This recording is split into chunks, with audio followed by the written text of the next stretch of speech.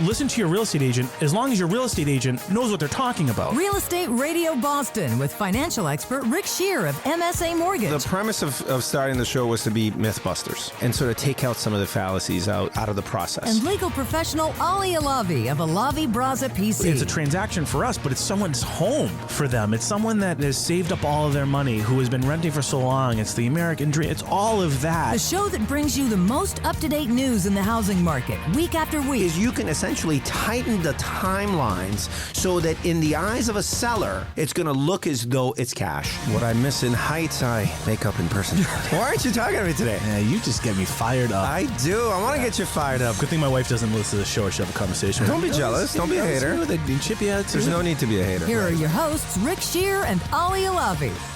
Welcome back, WBZ 1030, Real Estate Radio Boston. Check us out at realestateradioboston.com. We are your consumer advocate, all things real estate. If you need a buyer's agent, seller's agent, credit, repay, anything real estate. Download our podcast. Download our podcast. If you don't know how to download the podcast, ask your 5-year-old, and they will tell you how to do it. It's real easy. Take us on demand with It's so true. That's right. The 5-year-olds know everything about technology. Oh, my God. these You days. see my kid with the iPad. It's ridiculous. I feel like I'm a... Anyway.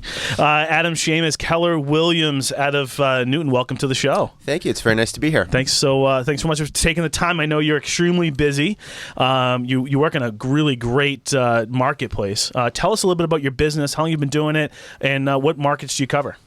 Well, I've been a realtor for about 11 years now. Oh, that's it, huh? Yep. Okay.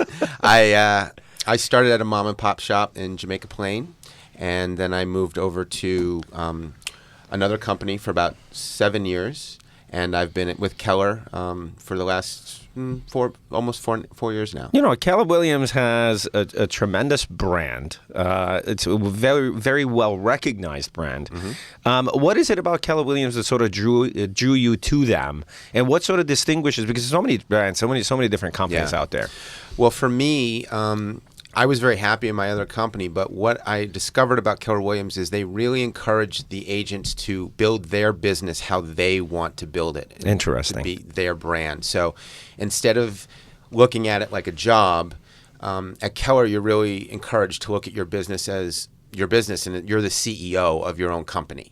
And isn't that amazing, right? I mean, a lot of the successful real estate agents that we've had on the show, that's exactly what their attitude is about their own business. Right. I mean, this is my own business, and this is how and it's all about team building, isn't it? Mm-hmm. Yep. And I'm so happy that we are part of your team, by the way, Adam. Thank you very much. Thank you. And thank you for having me here. You know? Of course. You've sort of, we talked about this in the intro that Rick was talking about earlier. You sort of carved a little niche for yourself, and this is the whole seniors real estate specialist. Yeah. Tell us about, how did that come about, and what is it? So the Seniors Real Estate Specialist designation is a designation that was established by the National Association of Realtors, I think in 2007. Mm-hmm. And it was done so because the NAR realized that the baby boomer generation was starting to get a little bit older and retire. Mm-hmm. And they wanted to create some sort of specific entity that could aid the baby boomers with their moves. Well, let's face it. I mean, there are certain challenges that are associated with being a senior. And I think, a person in their 20s, 30s, 40s, 50s may not have the same level of challenges that these seniors may have. Right. And I'm so glad that was recognized, because tell us what are, I mean, you're dealing with this on a daily basis. Yeah. What are some of the challenges that they're faced with, and how do you address those? Well, I think the biggest challenge for seniors, and there's two different groups when I say seniors. I'm talking about boomers who are not seniors, right. You know. Boomers are, 60s and 70s. And then their parents who are in their 80s and 90s. Mm-hmm. And the biggest challenge is working with someone who has been in their home for 50, 60 years. Raised children. Raised the family there, exactly. Yeah. And is overwhelmed now. They need to make a move, or they want to make a move. We always say it's better to do it when you still have the choice, as opposed to when you're forced to move. Exactly. But you've accumulated all this stuff over the years, and you just don't know where to start because you've been there for so long. And so it's an incredibly emotional and overwhelming experience for many of our clients. And I think that's the largest obstacle to, of course, overcome. Now, we've talked about on the show many times upsizing and downsizing, and you're sort of coining the phrase right-sizing because, people that have maybe are coming from a big house in Newton or just a house in Newton, that maybe the condo is the better option for them because they don't want to take care of the property and mow the lawn anymore, but they might move to the same square footage or maybe even more if they don't have to take care of the. So talk to us a little bit about what's right-sizing really mean. So right-sizing is a term I like to use. Most people, as you mentioned, use the word downsizing. Downsizing, you think it's getting smaller. It sort of has a slightly negative connotation for me. So right-sizing is, in my opinion, what's right for you at that point in your life. So it very well could be you're moving into a larger home. Maybe you're moving into the home where your kids are now, so you can be closer to your family, to be closer to your grandkids. Hey, Ma, he didn't really mean that, by the way. That only happens sometimes. That only happens very rarely. Maybe you're moving into an independent or assisted living community. So it's the right move, whatever that means to the individual person. And do you help them with? They've accumulated a lot of stuff over the years. And I know my grandmother, and, I found magazines from the 70s in her house, and just because she hasn't got to read it yet, So there's a lot of those challenges where you've just got a ton of stuff. Yeah. And I'm sure that's a lot different from, having a 30-year-old call you and say, hey, I'm going to buy my second, my next home. Right. How do you go through and help them with that, sort of emotional move? The nice thing about this sort of bit of business that I do is it's much more team-oriented real estate. So a typical realtor, when they're working with someone in their 30s or 40s or first-time buyer, you're usually working with an attorney and a lender like you guys. But with seniors real estate, you're sometimes working with an elder care attorney, a financial planner, a move manager, a junk hauler. You're working with the adult children oftentimes. So to answer your question, we'll go in and assess the situation, and each situation is different. Right. And if someone is in a large home and has a ton of stuff, one of the first things to do is going to be trying to figure out how to organize that. What are the things that you're going to be able to bring to your next home? Right.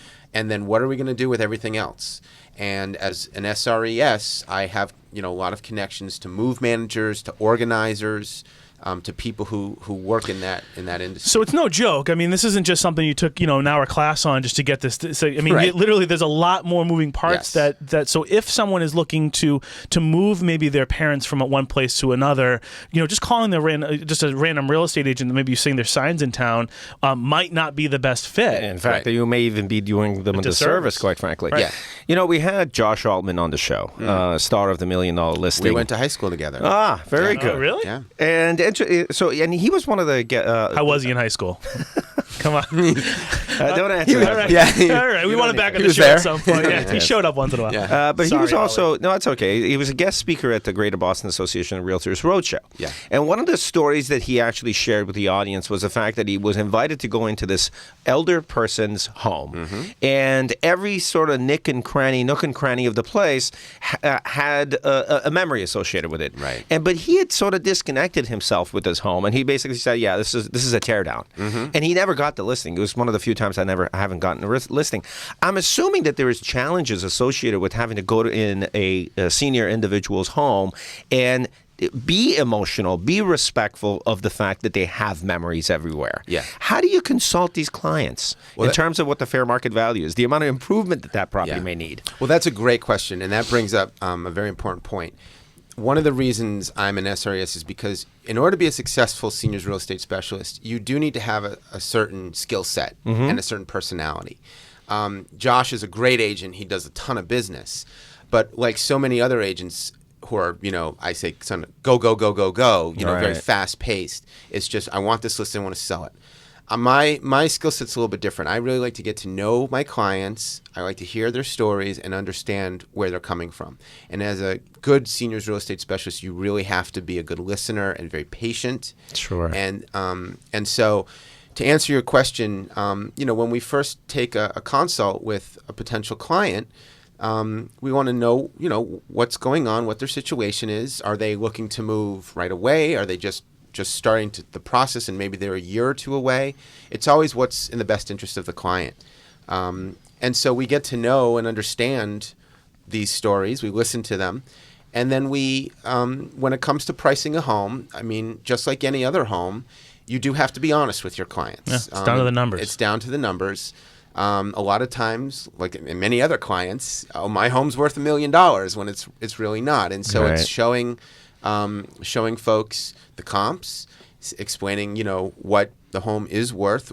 Potentially, what could be done to add value to the home if someone wanted to spend a little bit of money to add value. It really varies upon the situation. And I'm sure you're having that conversation with the adult children, et cetera, and this whole entire team comes together and gels together. Exactly. Right. Really good advice. This is what a great niche. What a great thing that you're doing to help people through so most of the time, probably a difficult decision and situation. Adam, how can people reach you directly? So people can give me a call on my number, 617-852-3170. Can we get that number one more time? Yep, 617-852-3170. And they can also go to the website, which is yoursres.com. Perfect. Thanks, Adam. Adam, thank you so much for being part of it. Give us a call at 855-4-ASK-RICK. We'll make a personal introduction.